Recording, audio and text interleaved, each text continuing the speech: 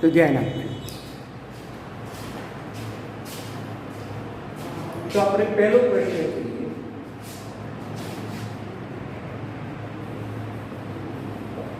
Hello આલ્કેનના પ્રકાર. પહેલી ચર્ચા કરી ડાયહેલો આલ્કેન કોને કહીશું?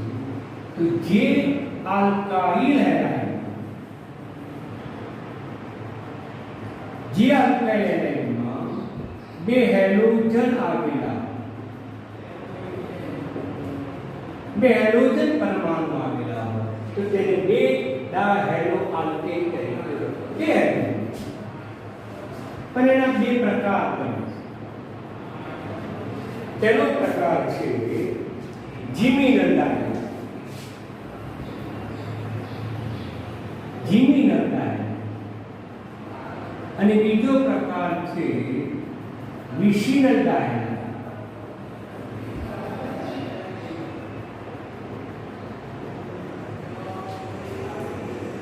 જીમિનલ ડાયહેલાઇડ કોને કહેવાય? બે હેલોજન પરમાણુ એક જ કાર્બન ઉપર આવેલા, બે હેલોજન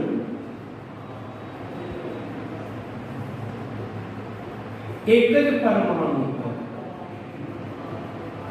તો તેને કહીશું જીમિનલ ડાયહેલાઇડ. બે હેલોજન પરમાણુ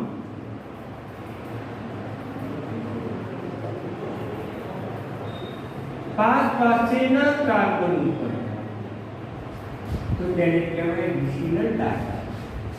જેમ કે બે હેલોજન પરમાણુ પાસેના કાર્બન પર હોય તો તેને કહેવાય વિશિનલ ડાયહેલાઇડ. Clear concept? બે હેલોજન હોય તો તેને ડાયહેલો આલ્કેન કહેવાય. પણ બંને હેલોજન એક જ કાર્બન ઉપર હોય તો તેને જીમિનલ ડાયહેલાઇડ કહેવાય. અને બે હેલોજન પાસેના કાર્બન હોય તો એને વિશિનલ ડાયહેલાઇડ કહેવાય.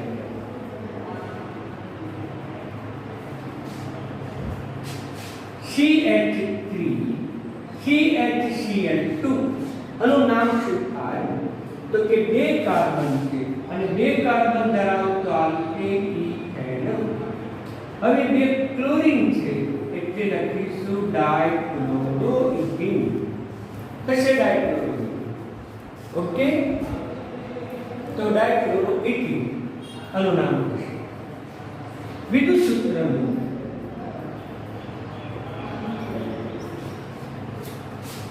ઓકે,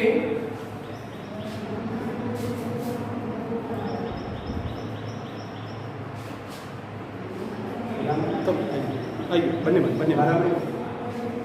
તો વિદ્યુત સૂત્ર લીધું આપણે, તો આનું નામ શું? બે કાર્બન છે, બે કાર્બન ધરાવતો આલ્કેન ઇથેન. બે હેલોજન છે એટલે ડાયક્લોરો. પરંતુ બંનેમાં ભિન્ન સ્થાને ક્લોરીન છે. અહીંયા બે ક્લોરીન છે એક જ સ્થાને છે એટલે 1,1 ડાયક્લોરો કહીશું. અહીંયા બે ક્લોરીન પહેલા અને બીજા સ્થાન ઉપર છે એટલે 1,2 ડાયક્લોરોઇથેન કહીશું. આમાં બે ક્લોરીન એક જ કાર્બન ઉપર છે માટે એને જીમિનલ ડાયહેલાઇડ કહીશું. અહીંયા બે ક્લોરીન ભિન્ન પરમાણુ ઉપર છે એટલે વિશિનલ ડાયહેલાઇડ તરીકે આપણે ગોઠવીએ. 1,2 ડાયક્લોરોપ્રોપેન, 2,2 ડાયક્લોરોપ્રોપેન. વિચાર, આ બંને કયા પ્રકારના ડાયહેલાઇડ છે?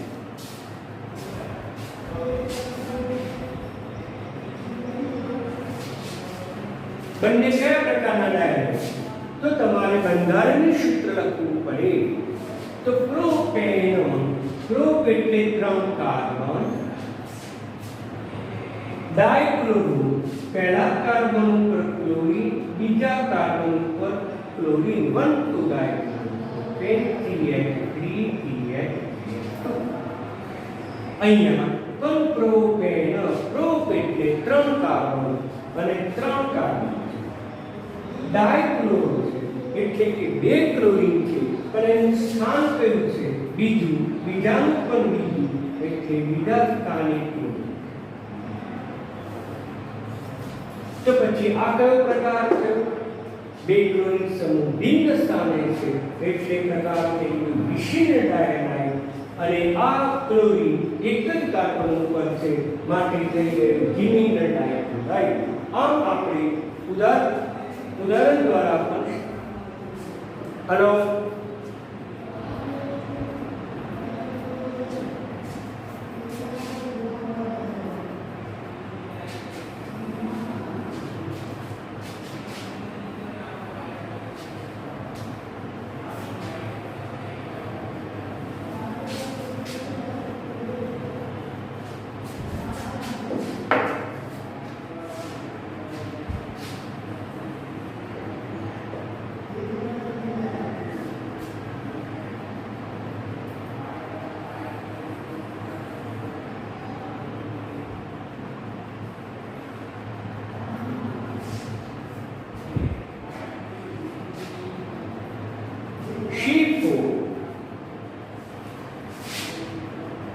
H9Br માં પ્રાથમિક 10 આલ્કાઇલ હેલાઇડની સંખ્યા કેટલી?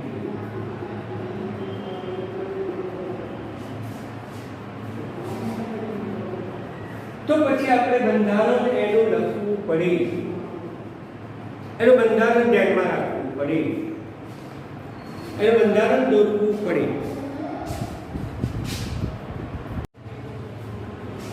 1,0 આલ્કાઇલ હેલાઇડ. તો પહેલા તો મેં ગઈકાલે સમજાવ્યું હતું કે 1,0 આલ્કાઇલ હેલાઇડ કોને કહેવાય? તો પછી કહી શકાય કે એલોજન સમૂહ ધરાવતો કાર્બન બીજા એક જ કાર્બન સાથે જોડાયેલો હોય તો તેને 1,0 કહેવાય. બીજી પરિભાષામાં પણ કહી શકાય કે હેલોજન સમૂહ ધરાવતું કાર્બન, જે કાર્બન સાથે હેલોજન છે તે જ કાર્બન બીજા એક જ કાર્બન સાથે જોડાયેલો હોય.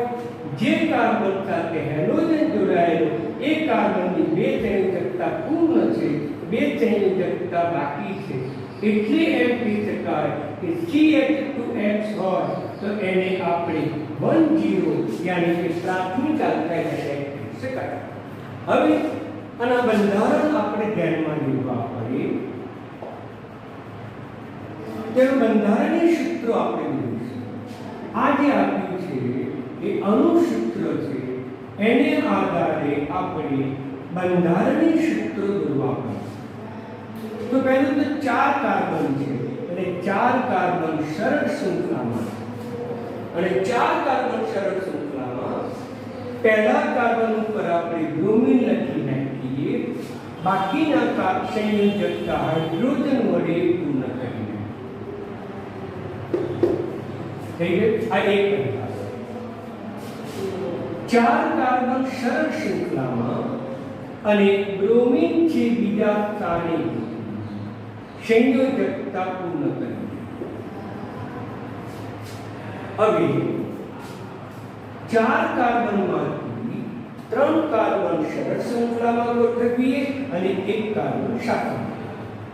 હવે Br સમૂહનું સ્થાન અહીંયા પહેલા સ્થાને આપીએ, સંયોજકતા હાઇડ્રોજન વડે પૂર્ણ કરીએ.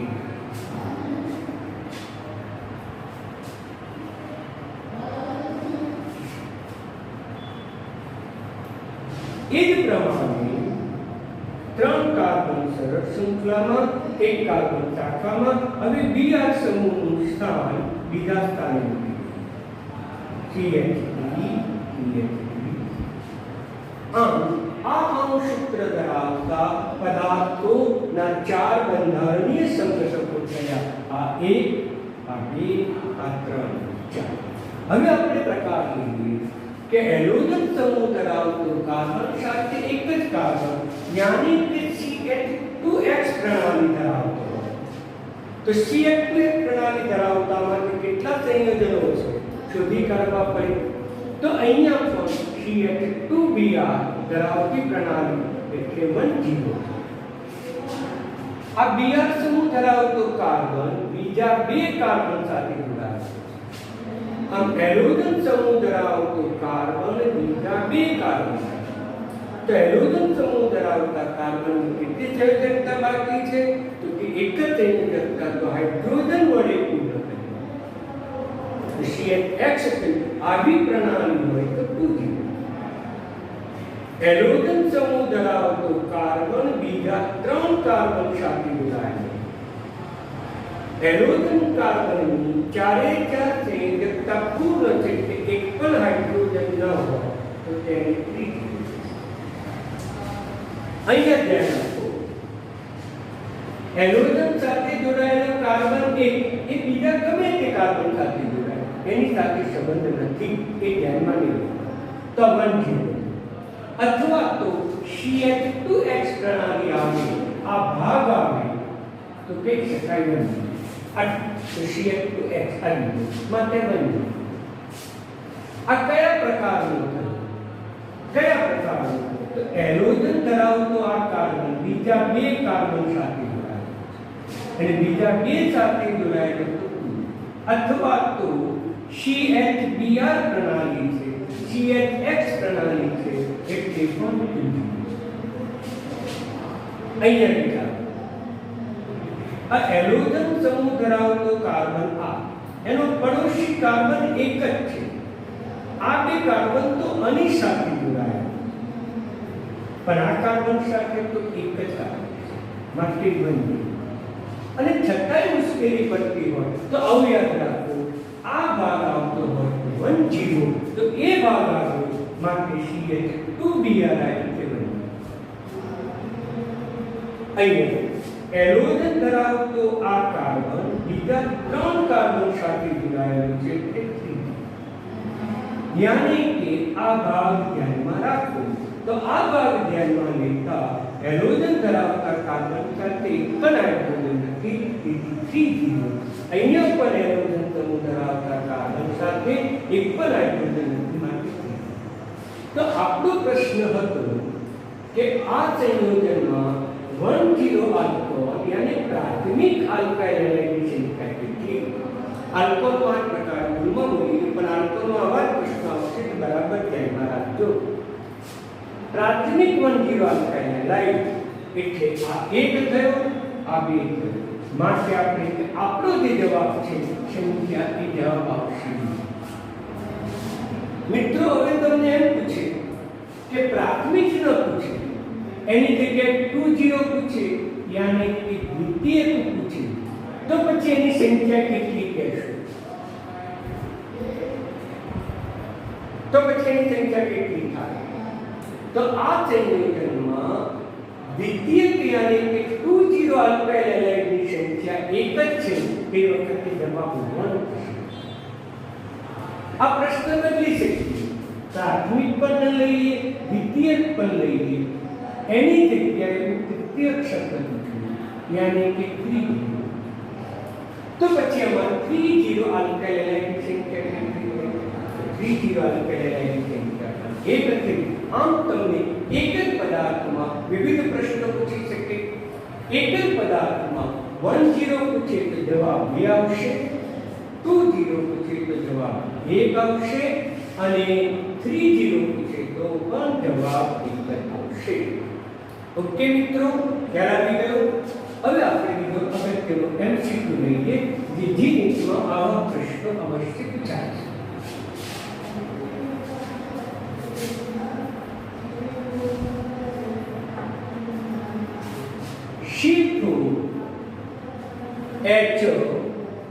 C2H7Cl માં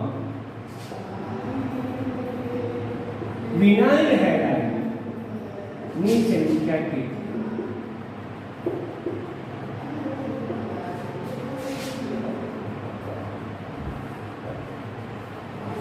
વિનાઇલ હેલાઇડની સંખ્યા તો પહેલા તો વિનાઇલ હેલાઇડ કોને કહેવાય આપણે એની ચર્ચા કરીએ તો વિનાઇલ હેલાઇડ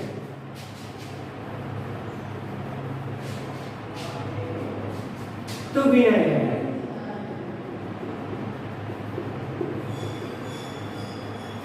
કે હેલોજન સમૂહ ધરાવતો કાર્બન દ્વિબંધ ધરાવતો છે એટલે કે sp2 સંકરણ ધરાવતો હોય તો તેને વિનાઇલ હેલાઇડ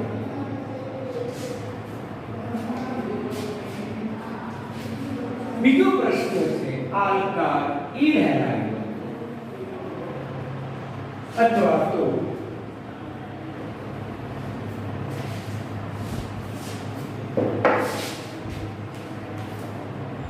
એલાઇનિક હેલાઇડ.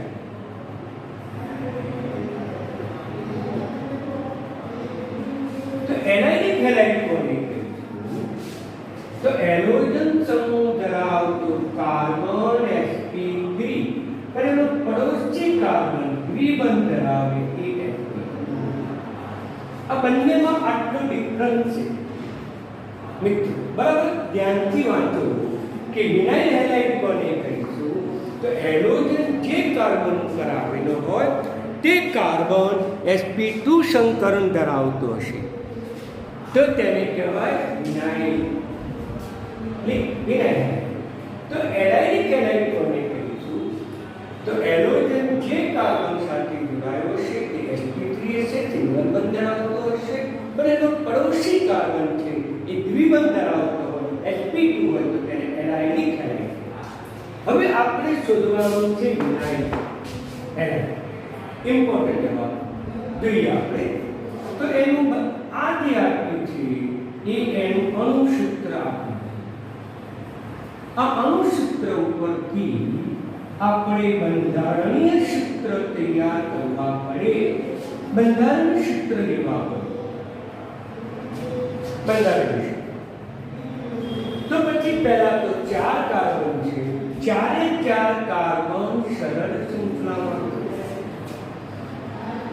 કોઈ પણ એક કાર્બન ઉપર આપણે હેલોજન મૂકી દઈએ, બાકીની સંયોજકતા બંધ હાઇડ્રોજન વડે પૂર્ણ કરીએ તો CH3 CH2 CH 3 ને 5 ને 6 અને ઇન્ટરનલ તો આ સંયોજકતા પૂર્ણ થશે.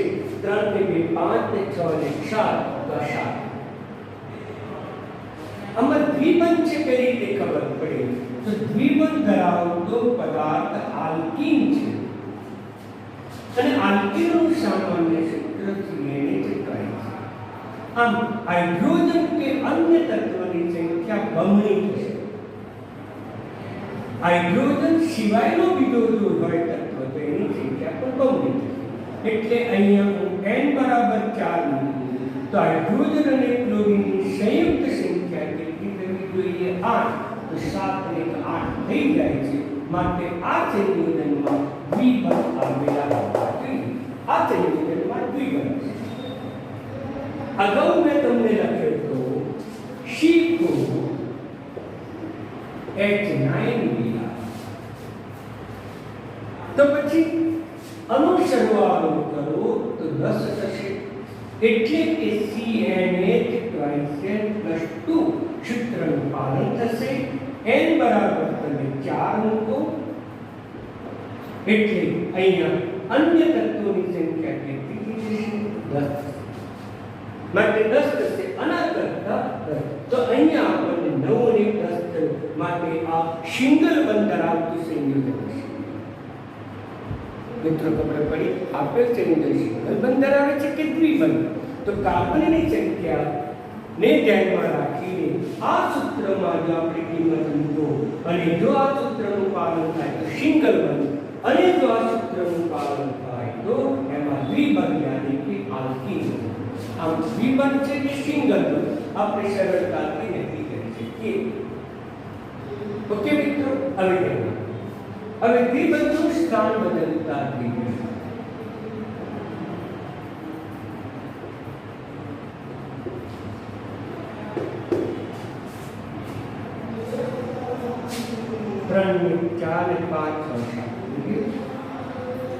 અચૂક પર દ્વિબંધનું સ્થાન બદલતા જઈએ. તો હવે આપણે 4 કાર્બન સરળ શૃંખલામાં ગોઠવ્યા. 4 કાર્બન પૈકીનું એક કાર્બન શાખામાં લઈએ અને એ સંયોજનમાં દ્વિબંધ છે અહીંયા બતાવીએ તો અહીંયા થઈ જશે ક્લોરીન, અહીંયા CH3 અહીંયા 3 ને 3 6 અને અહીંયા એક હાઇડ્રોજન છે. બીજું પણ એનું બંધારણીય સૂત્ર થઈ શકે કે 3 કાર્બન સરળ શૃંખલામાં ક્લોરીન પહેલા સ્થાને મૂક્યો એ જ પ્રકારે ક્લોરીન બીજા સ્થાને પણ મૂકો એક કાર્બન શાખામાં એટલે CH3 3 3 6 7 8 આમ તમને બંધારણીય સૂત્ર તમને આવડતું અહીંયા 1 2 3 4 એટલે અહીંયા આવું કોઈ સંયોજન બની શકશે નહીં કારણ કે કાર્બનની કેટલી સંયોજકતા થાય 5 તો આવું સંયોજન શક્ય બનતું નથી આ 4 બંધારણીય સૂત્ર આપણને પ્રાપ્ત છે હવે આપણે વિનાઇલ હેલાઇડની કિંમત શોધવાની આપણે વિનાઇલ હેલાઇડની કિંમત આપણે તો વિનાઇલ હેલાઇડની કિંમત કેટલી હશે મિત્રો શોધી કાઢો આ ઉપરાંત બીજા સૂત્રો પણ બની છે કે 4 કાર્બન શરત શૃંખલામાં ક્લોરીનનું સ્થાન પહેલું લીધું એ પ્રમાણે ક્લોરીનનું સ્થાન આપણે ઉપર લઈ શકીએ અને બીજું લઈએ તો સંયોજકતા પૂર્ણ કરીએ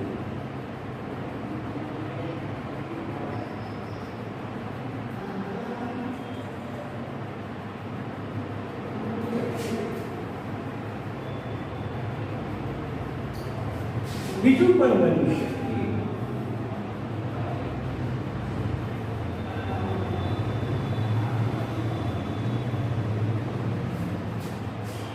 આ પણ ઓકે મિત્રો તો આ પણ છે કેટલાક આ રીતે પણ વિચારે 4 કાર્બન શરત બીજું સ્થાન ક્લોરીન ઉપર લઈએ તો દ્વિબંધ અહીંયા પણ બતાવીએ પછી CH પણ થાય પણ વાસ્તવમાં આ બંને એક જ કહેવાય અહીંયા પણ દ્વિબંધનું સ્થાન બીજું અહીંયા પણ દ્વિબંધનું સ્થાન બીજું સમૂહનું સ્થાન બીજું સમૂહનું સ્થાન બીજું એટલે આ બંને એક હજુ બીજો એક સમઘટક બની શકે 4 કાર્બન શરત શૃંખલામાં બીજા સ્થાને ક્લોરીન લઈશું અહીંયા CH અહીંયા CH ડબલ બોન્ડ તો આટલા સમઘટકો થાય મિત્રો બરાબર સમજો દરેકનું નામ પણ અલગ અલગ થશે 1 2 3 4 4 કાર્બન ધરાવતા આલ્કેન બ્યુટ અથવા તો ગ્રીક શબ્દ બ્યુટ પણ ઈન છે એટલે બ્યુટ આ પહેલું સ્થાન બીજું સ્થાન ત્રીજું સ્થાન બ્યુટ ટુ ઈન પરંતુ હેલોજન સોરી પહેલા સ્થાને છે બ્યુટ વન ઈન હેલોજન પણ પહેલા સ્થાને છે એટલે નોન હેલો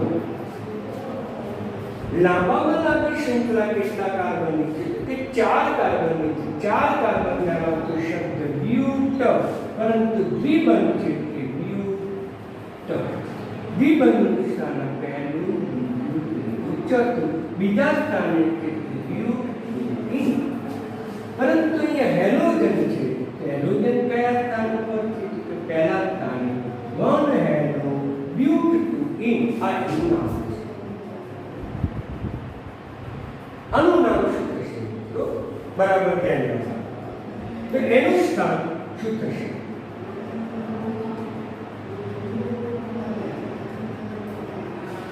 અનુસ્થાન તો પછી કયો કાર્બન પહેલો પરમાણુ બે ક્રિયાશીલ સમૂહ છે હાઇડ્રોજન અને દ્વિબંધ તો બે ક્રિયાશીલ સમૂહ પહેલા જેની ક્રિયાશીલતા વધુ હોય તેને અગ્રિમતા ક્રમ આપવો પડે આમ હેલોજન કરતા આલ્કીનની ક્રિયાશીલતા વધુ હેલોજન કરતા દ્વિબંધની ક્રિયાશીલતા વધુ માટે દ્વિબંધનું સ્થાન લઘુત્તમ આવવું જોઈએ ફરીથી નિયમ બોલીશું કે બે ક્રિયાશીલ સમૂહ હોય તો નંબર કઈ રીતે આપવાનો બે ક્રિયાશીલ સમૂહ પૈકી જે ક્રિયાશીલ સમૂહની ક્રિયાશીલતા વધુ હોય તેનો નંબર લઘુત્તમ આવવો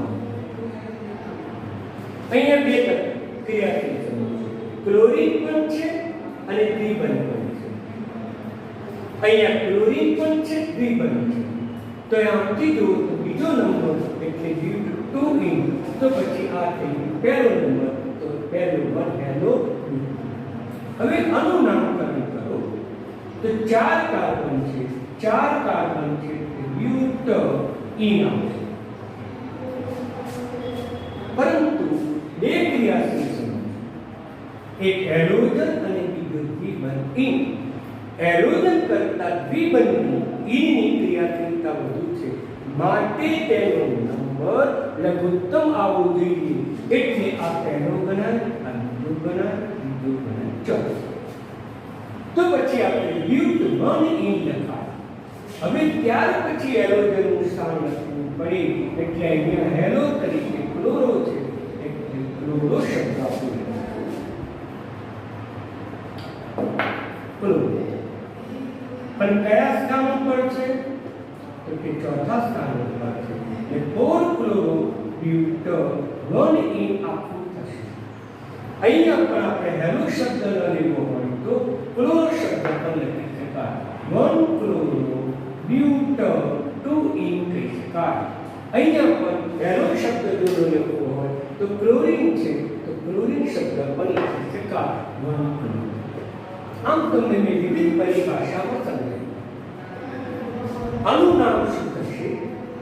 તો પછી આમાં લાંબામાં લાંબી શૃંખલામાં 3 કાર્બન છે અને 3 કાર્બન ધરાવતું ગ્રીક શબ્દ હતો, પરંતુ દ્વિબંધ છે. એટલે દ્વિબંધ છે તે પાછળ ઈન પ્રત્યય આવે. પણ એનું સ્થાન કયું હોવું જોઈએ? લઘુત્તમ. આમથી જુઓ તો બીજું થશે, આમથી જુઓ તો પહેલું થશે, એટલે પ્રોપોવન. હવે એની અંદર બે સમૂહ છે. એક ઉપશાખામાં મિથાઇલ પણ છે અને ક્લોરો. તો મિથાઇલ પણ છે. મિથાઇલ CH મિથાઇલ અને CL ક્લોરો. તો આ બેમાંથી કોનો ક્રમ અગ્નિ 11 તારીખમાં સમજાવ્યા મુજબ જેનો આલ્ફા બીટા alphabetical यानी अंग्रेजी वर्णानुक्रम આગળ પહેલો નંબર પહેલો એ શબ્દ પહેલો લખવો પડે. અહીંયા ની પણ શબ્દ છે, શી પણ શબ્દ. તો આલ્ફાબેટિકલ અંગ્રેજી બારાક્ષરીમાં આગળમાંથી કયો શબ્દ પહેલો આવે? તો કે A B C પહેલો આવે. તો આપણે પહેલું લખવું પડે ક્લોરો અને ત્યાર પછી લખવું પડે મિથાઇલ. પણ ક્લોરો સમૂહનું સ્થાન પહેલું થશે, મિથાઇલ સમૂહનું સ્થાન બીજું. માટે 1 ક્લોરો 2 મિથાઇલ ક્લોરો 1 2. અહીંયા 4 છે અને 4 હોવાથી તેને આપણે દ્વિબંધ શબ્દ કાર્બન સંખ્યા 4 દ્વિબંધ છે ઈ. આમથી જુઓ તો પહેલું બીજું ત્રીજું. આમથી જુઓ તો પહેલું એટલે બીજા સ્થાને દ્વિબંધ છે. હવે અહીંયા બધા જ કાર્બનનો નંબર આવી ગયો. એટલે માત્ર શાખામાં આવ્યું ક્લોરીન એટલે કહીશું ક્લોરો. મિત્રો કયા સ્થાને છે? તો કે બીજા સ્થાને 2 ક્લોરો. હવે આનું નામ આમથી જુઓ તો ત્રીજું સ્થાન થાય, જે માન્ય નથી. પહેલું એટલે 4 કાર્બન બ્યુટ બીજા સ્થાને દ્વિબંધ એટલે ઈન અને ક્લોરીન છે કે ક્લોરો કયા સ્થાને બીજા. બંનેનું નામ એક જ છે, માટે બંને સંયુક્ત એક જ કહેવાય. હવે આનું નામ લાંબી શૃંખલા કેટલા કાર્બનની છે? તો કે 4. ક્યાંથી નંબર આપીશું? તો દ્વિબંધનું સ્થાન લઘુત્તમ થાય રીતે નંબર આપીશું. તો પહેલો થશે, આ બીજો થશે. માટે આનું નામ થશે બ્યુટ 1 ઇન. પરંતુ શાખામાં ક્લોરો આપ્યું છે. ક્લોરો કયા સ્થાને? બીજા સ્થાને. એટલે આનું નામ થશે 3 ક્લોરો બ્યુટ 1 ઇન. મિત્રો હવે તમારે મને આનું નામકરણ આવડે? તો કે આવો. લાંબામાં લાંબી શૃંખલા કેટલા કાર્બનની? 4 એટલે બ્યુટ. હવે દ્વિબંધનું સ્થાન લઘુત્તમ થવું જોઈએ. એટલે આમથી નંબર ન અપાય, આમથી નંબર આપો તો લઘુત્તમ થશે. એટલે બનશે બ્યુટ 1. હવે ક્લોરીન સ્થાન થયો કયા સ્થાને? 2 માટે 2 ક્લોરો બ્યુટ 1 ઇન એનું નામ થશે. આમ મિત્રો દરેકનું મેં નામકરણ કર્યું, કોઈ નામ રિપીટ થતું નથી. માટે આના બંધારણની સંગઠકો 1 2 3 4 5 6 અને 7 હતા. આમ બંધારણની સંગઠકો છે તો 7. પણ આપણો પ્રશ્ન આ છે, અગત્યનો વિનય હેલાઇટની સંખ્યા કેટલી? વિનય હેલાઇટ કોને કહીશું? હેલોજન સમૂહ ધરાવતો કાર્બન sp2. તો હેલોજન સમૂહ ધરાવતો કાર્બન દ્વિબંધ છે, sp2 છે. માટે અને કહેવાય વિનાઇલ હેલાઇડ. આ જવાબ આવશે. અહીંયા હેલોજન સમૂહ ધરાવતો કાર્બન દ્વિબંધ ધરાવતો નથી, સિંગલ બંધ ધરાવે છે, sp3 સંકરણ ધરાવે છે. માટે વિનાઇલ હેલાઇડ નથી. કયા પ્રકારનો થયો? એ એલાઇનિક હેલાઇડ પ્રકાર. આ પણ હેલોજન સમૂહ ધરાવતો કાર્બન એ sp3. એનો પડોશી કાર્બન પણ સિંગલ બંધ છે, sp3. માટે આ જે પ્રકાર થયો એ પ્રકાર થયો આલ્કાઇલ હેલાઇડ. આ જે પ્રકાર થયો એ આલ્કાઇલ હેલાઇડ. આ જે પ્રકાર થયો એ એલાઇનિક હેલાઇડ. સમજી? ઓકે, દરેકને સમજણ પડે છે? હવે આગળ અહીંયા આ હેલોજન સમૂહ ધરાવતો કાર્બન દ્વિબંધ ધરાવે છે, sp2. અને sp2 હોવાથી દ્વિબંધ જાય વિનાઇલ હેલાઇડ.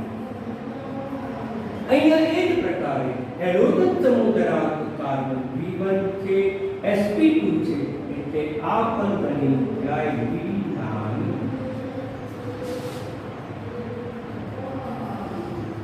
હેલોજન સમૂહ ધરાવતો કાર્બન sp3 છે, તો પછી આ બની જાય એલાઇન.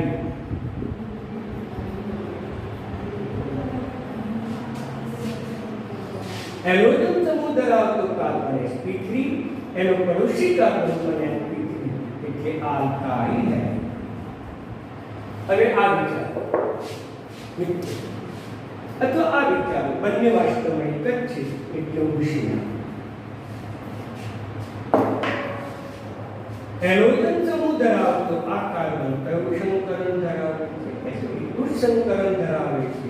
અને sp2 સંકરણ ધરાવતો હોવાથી આ પણ બની ગયું આ પણ બની. ક્લિયર મિત્રો? દરેકને સમજ પડી? હવે આ હેલોજન સમૂહ ધરાવતો કાર્બન છે, એ કયું સંકરણ ધરાવે છે? sp. એનો પડોશી કાર્બન દ્વિબંધ છે, કયું સંકરણ ધરાવે છે? sp2. માટે આ જે પ્રકાર બની ગયો એલાઇનિક.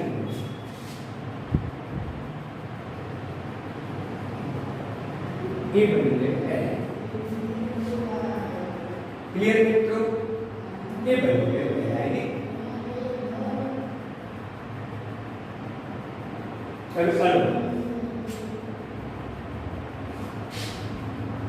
હેલોજન સમૂહ ધરાવતો કાર્બન પોતે sp2. તેથી આ જે બન્યું એ વિનાઇલ અથવા વિનાઇલ હેલાઇડ.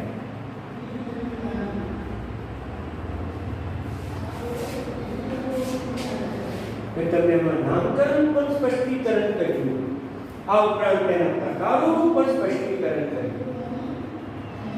આપણો પ્રશ્ન હતો વિનાઇલ હેલાઇડની સંખ્યા કેટલી? તો વિનાઇલ હેલાઇડ 1 2 3 અને 4. આમ 4 જે છે એ વિનાઇલ હેલાઇડ બને. માટે આપણો જવાબ બની જાય 4. ઓકે મિત્રો? તો આ જીનીટમાં આવા પ્રશ્નો વધારે પૂછાય, ઝડપથી તમારે સોલ્યુશન કરવું પડે. બંનેનો મેરિટ પૂછવું. હવે એ જ પ્રકારે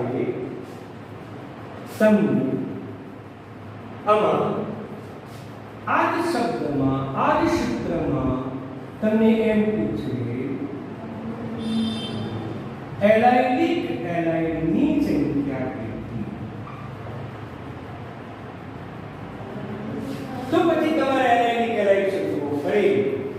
આ 1 આ 2 પછી આ 3 તો પછી તમારો જવાબ આવે 3. ઓકે મિત્રો, તો પછી 3 જવાબ આવે છે.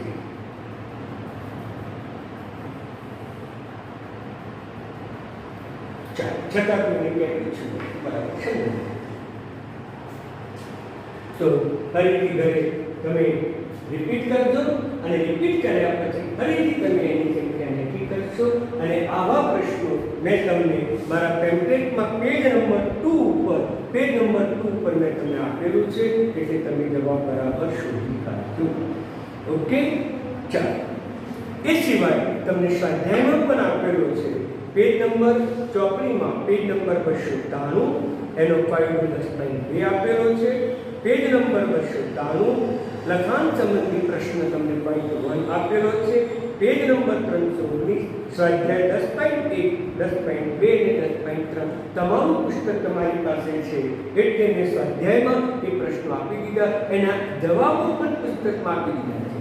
તમારે ફક્ત એના પુનરાવર્તન કરવાની જ જરૂર છે. એટલે મિત્રો, એ પુનરાવર્તન માટે મેં તમને સ્વાધ્યાય આપ્યો છે અને એના જવાબ પણ તમારી નોંધમાં લખતા રહેજો. અને એની ઉપર મેં MCQની ચર્ચા કરેલી છે, MCQના વિકલ્પો આપી દીધા છે, એમાંથી કયો જવાબ આવે એ મેં તમને સમજૂતી આપી છે, એટલે તમે સરળતા સાથે એ સમજૂતી નોટની અંદર અવશ્ય રીતે લખી લેજો. એટલે આવા પ્રશ્નો જી નીટમાં વધારે પૂછાય છે, એટલે બરાબર. હવે ચર્ચા કરીએ આગળ.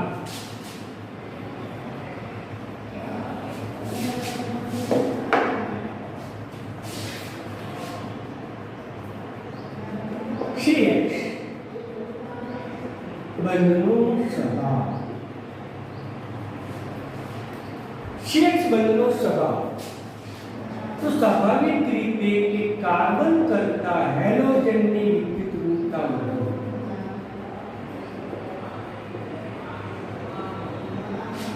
વિદ્યુતઋણતા એટલે ઇલેક્ટ્રોન આકર્ષવાની વૃત્તિનું માપ.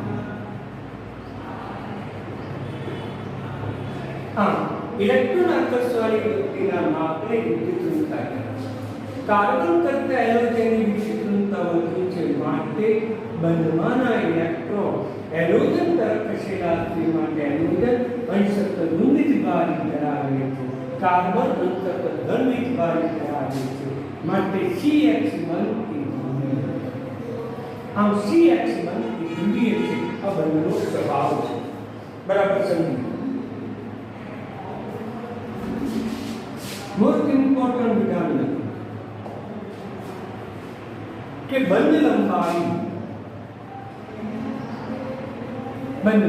એમ કે X ની કિંમત છે ક્લોરીન ક્લોરીન ક્લોરીન આયન આ 4. તો 4 માંથી 4 આપેલા હોય ત્યારે તમારા બંધ ક્રમાંકનો ચડતો ક્રમ કે ઘટતો ક્રમ, બંધ લંબાઈનો અને બંધ ઉર્જાનો ક્રમ તમને અવશ્ય પૂછે છે.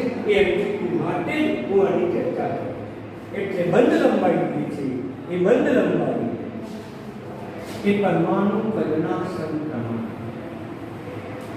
જ્યારે બંધ લંબાઈ એ બંધ ઉર્જાના વ્યસ્ત પ્રમાણ. બંધ ટૂંકો તેથી બંધને તોડવા માટે ઉર્જા વધુ આપે. બંધ લાંબો તેથી બંધને તોડવા માટે ઉર્જા ઓછી આપે. હવે આ તો સર્વસામાન્ય નિયમ છે કે અહીંયા બંધ લંબાઈ ઓછી છે, તોડવા માટે વધુ ઉર્જાની જરૂર પડે. એની સાપેક્ષે અહીંયા બંધ લંબાઈ વધુ છે, તોડવા માટે ઓછી ઉર્જાની જરૂર. તો જેમ બંધ લંબાઈ ટૂંકી એમ બંધ મજબૂત. બંધ મજબૂત તોડવા માટે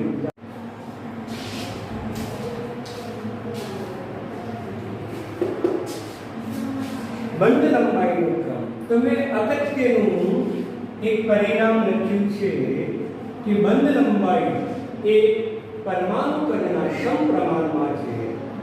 તો પરમાણુ કદ તમારે ધ્યાનમાં રાખવું. વધતો ક્રમ છે તો તો તમારે ક્લોરીન, પછી ક્લોરીન, પછી બ્રોમિન આવી આ દિશામાં જાઓ તો પરમાણુ કદ વધે, અને પરમાણુ કદ વધે તો બંધ લંબાઈ પણ વધે. તો પછી સૌથી ઓછી બંધ લંબાઈ CH3 થશે, પછી બંધ લંબાઈ વધશે CH3 શિયરની, પછી બંધ લંબાઈ વધશે CH3 ની, અને પછી થશે CH3. એટલે આપણો જવાબ થશે A કરતા C ની બંધ લંબાઈ વધુ, C કરતા B ની બંધ લંબાઈ વધુ, B કરતા D ની બંધ લંબાઈ. ઓકે મિત્રો, આ બંધ લંબાઈનો વધતો ક્રમ આપણને. જો તમને ઘટતો ક્રમ પૂછે તો પછી આના કરતા ઉલટો ક્રમ થઈ જાય, એ ઉલટો ક્રમ થઈ જશે. ઓકે, એ તો તમને આવડે કે D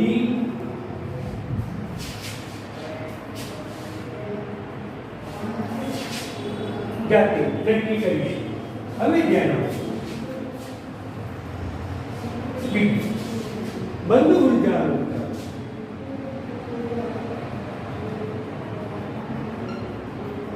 મિત્રો, બંધ ઉર્જાનો તો બંધ ઉર્જા એ બંધ લંબાઈના વ્યસ્ત પ્રમાણમાં છે અથવા તો પરમાણુ કદના વ્યસ્ત પ્રમાણમાં છે.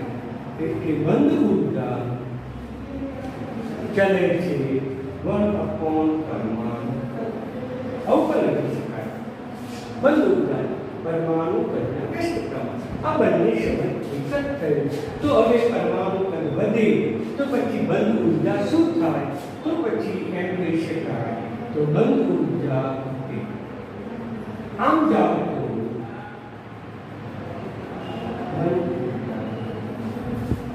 ઓકે, આપણે બંધ ઉર્જાનો ક્રમ લખવો છે તો પછી આપણે ઘટતો ક્રમ આપી શકીએ. તો CH3F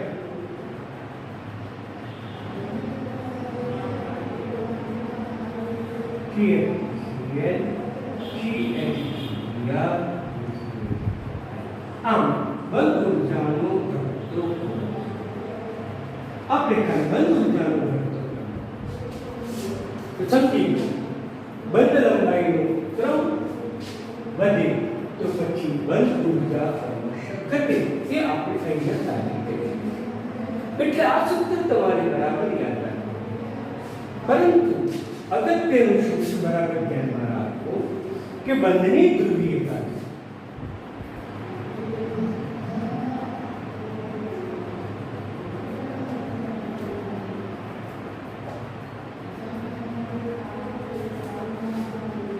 મિત્રો, બંધની ધ્રુવીયતા તો પછી આ દરેક પૈકી 4 પૈકી કોની ધ્રુવીયતા વધુ, કોની ઇલેક્ટ્રોન બંધુતા વધુ, કોની ઇલેક્ટ્રોન આકર્ષવાની વૃત્તિ વધુ? તો મિત્રો, ક્લોરીનની ઇલેક્ટ્રોન બંધુતા વધુ છે. વિદ્યુત ઋણતા નહીં, ઇલેક્ટ્રોન બંધુતા ક્લોરીનની વધુ છે, માટે તેના બંધની ધ્રુવીયતા વધુ છે. એટલે CCl બંધની ધ્રુવીયતા વધુ, પછી CF ની આવશે, પછી CBr ની આવશે, પછી CR. यानी कि आपको जवाब आवो થશે અહીં ધ્રુવીયતા સૌથી વધુ, પછી આવશે ક્લોરીન સંયોજનની, પછી આવશે બ્રોમિનની, પછી આવશે આમ જાઓ તો ધ્રુવીયતા.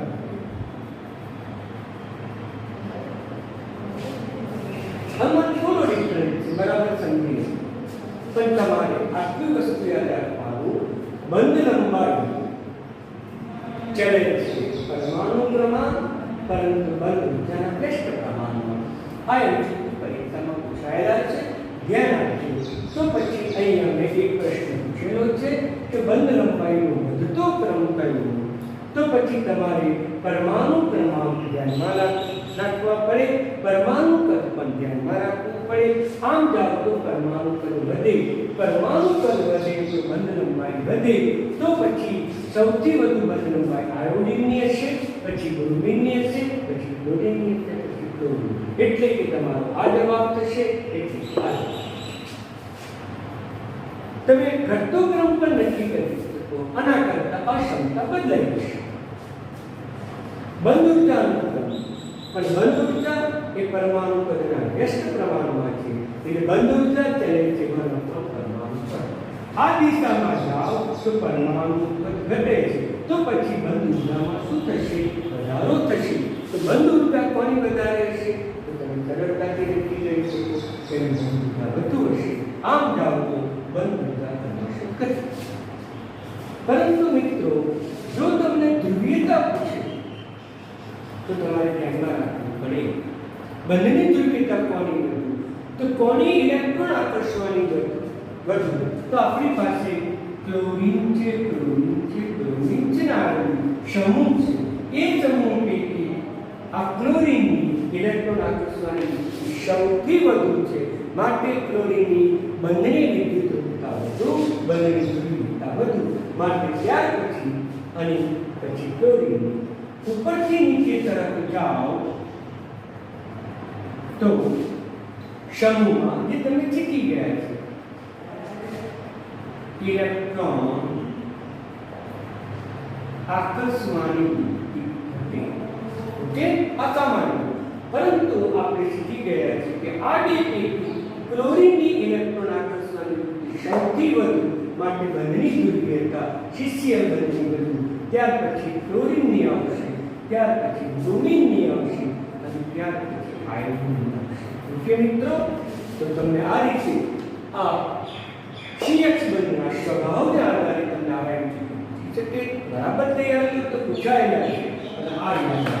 પરંતુ ધ્રુવીયતા પૂછે તો પછી તમારે ક્લોરીનની સૌથી વધુ ધ્રુવીયતા અને ત્યાર પછી તમે નિયમ અનુસાર એની શક્તિ. મિત્રો, આટલા જ આજે ચર્ચા કરીશું, બાકીનું આવતીકાલે.